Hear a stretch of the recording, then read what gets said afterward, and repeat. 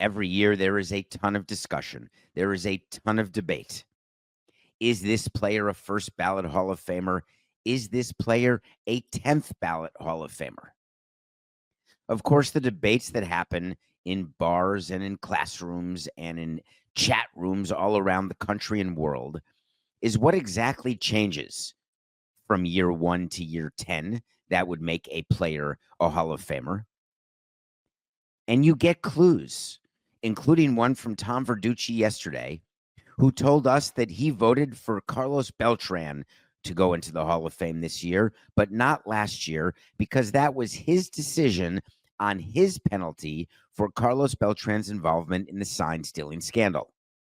There is no prescribed way for any writer to penalize any player for any sort of infraction that may have taken place during the course of a career.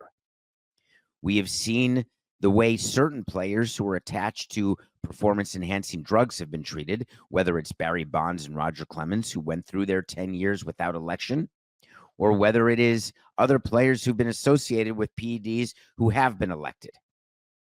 The current players on the ballot with steroid implications, if not more, Alex Rodriguez and Manny Ramirez, have stayed in the 30 percentile. There are writers who say, we're good with it.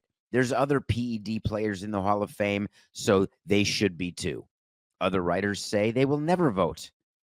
And it certainly looks as though Alex Rodriguez and Manny Ramirez, certain Hall of Famers without steroids, will never be inducted into the Hall of Fame, elected into the Hall of Fame by the writers.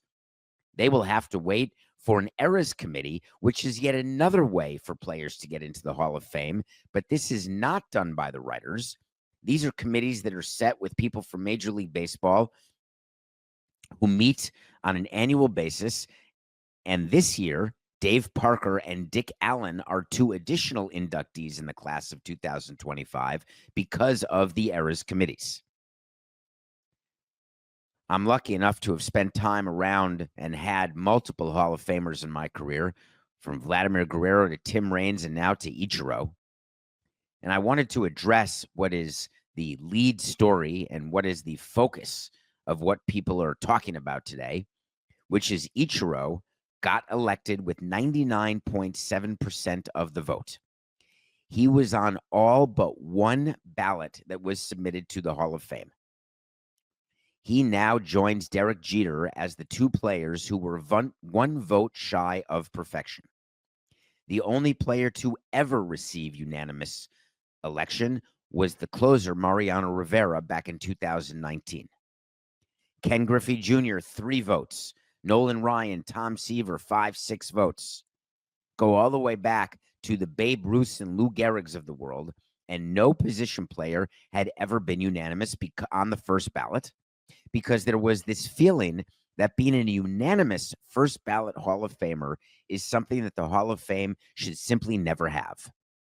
Of course, that conversation changed when Mariano Rivera got unanimous consideration, and the thought was that that meant that unanimity would happen again.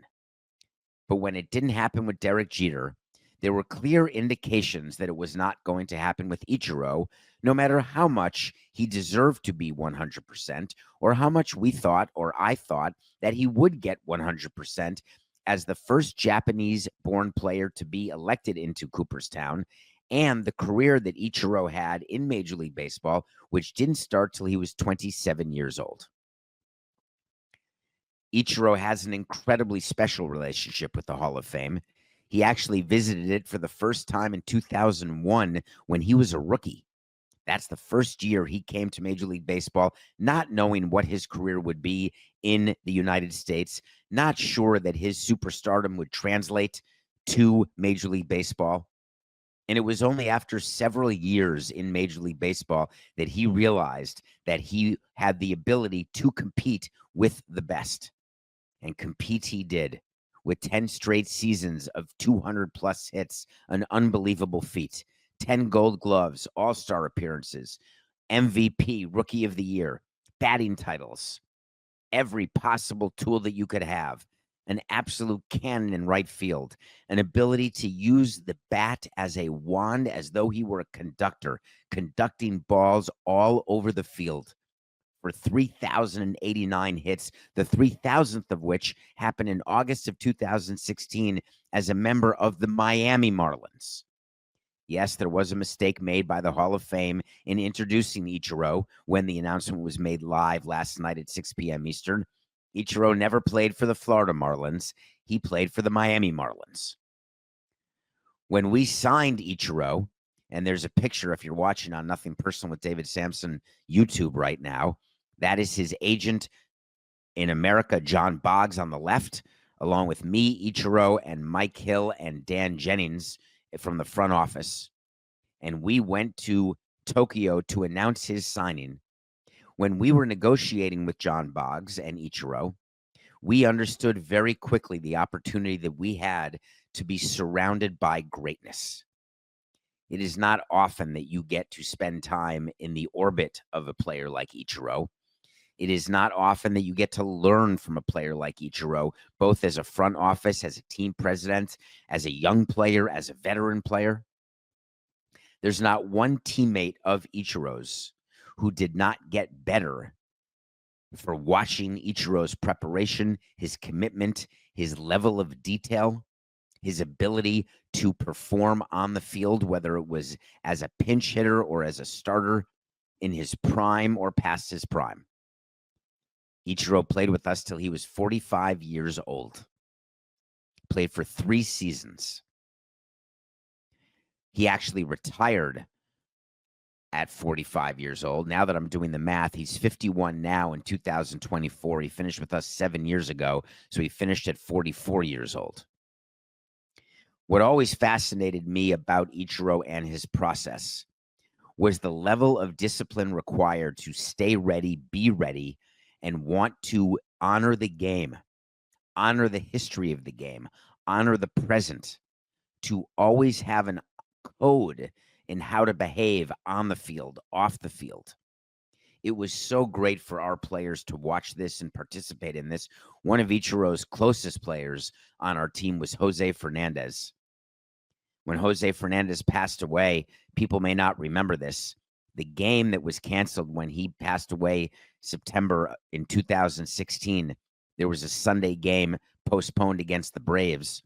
That was the game to celebrate Ichiro's 3,000th hit, which he had collected just a month before in Colorado, as only the second player to ever get his 3,000th hit with a triple, joining Paul Molitor in that amazingly exclusive club. When we talked to Ichiro about the honor that he was going to get, the gift that he was going to get, the joy that he was going to get to celebrate it, when we talked about the possibility of rescheduling, Ichiro did not want to reschedule. He did not want there to be any sort of celebration when we were in the midst of what was and continues to be a horrific mourning period, given the tragedy that happened to Jose Fernandez and the 2 others who died that day with him. The conversation with Ichiro at that time, and I've had so many about so many different subjects, was him subjugating his celebration in order to be respectful and understanding of outside situations, things beyond his control.